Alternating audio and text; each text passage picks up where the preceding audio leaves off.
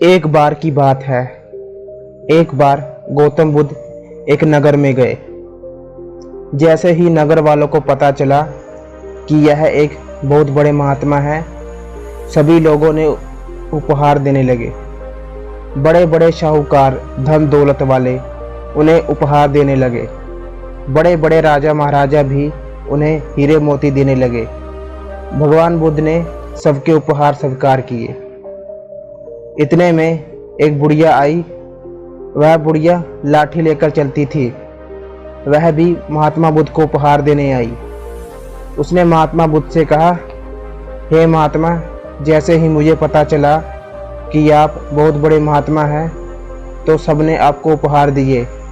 जैसे ही मुझे यह बात का पता चला तो मैं भी आपको उपहार देने के लिए सोचा, लेकिन मेरे पास राजा महाराजाओं की तरह धन दौलत नहीं है, ना ही हीरे मोती हैं। मैं एक बहुत ही निर्धन हूँ। मेरे पास अपने झोंपड़ी के अलावा कुछ नहीं है। जिस समय मुझे यह बात पता चली उस समय मैं अनार खा रही थी। कुछ ना होने के कारण मैं आपके लिए आधा खाया हुआ अनार लेकर आई हूँ।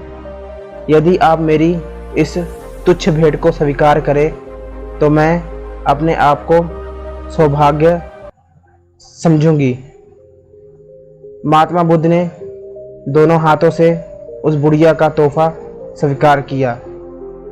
तभी एक राजा ने कहा, महात्मा, हमने आपको इतने महंगे उपहार दिए, लेकिन आपने हमारे उपहार एक हाथ से स्वीकार किए, जबकि उस बुढ़िया द्वारा दिया गया जूठा अनार दोनों हाथों से स्वीकार किया। ऐसा क्यों? महात्मा बुद्ध मुस्कुराए और बोले, हे राजन, आप सबने बेशक मुझे बहुमूल्य उपहार दिए हैं, लेकिन यह आपकी संपत्ति का 10वां हिस्सा भी नहीं है। आपने जो दान किया है वह गरीबों की भलाई के लिए नहीं किया, इसलिए आपका यह दान सात्विक श्रेणी में नहीं आ सकता।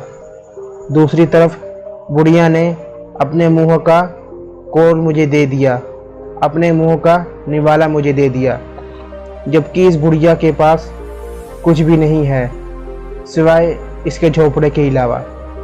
इसके मन में धन की लालसा नहीं है, इसलिए मैंने इस बुढ़िया का दान खुले हृदय से अथवा दोनों हाथों से स्वीकार किया।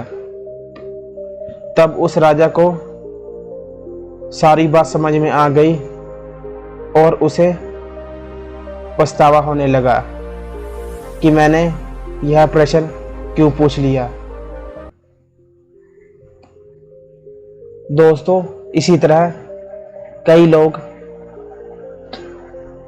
छोटा सा दान करके सोचते हैं कि हमने बहुत पुण्य का काम किया है, लेकिन ऐसा नहीं है।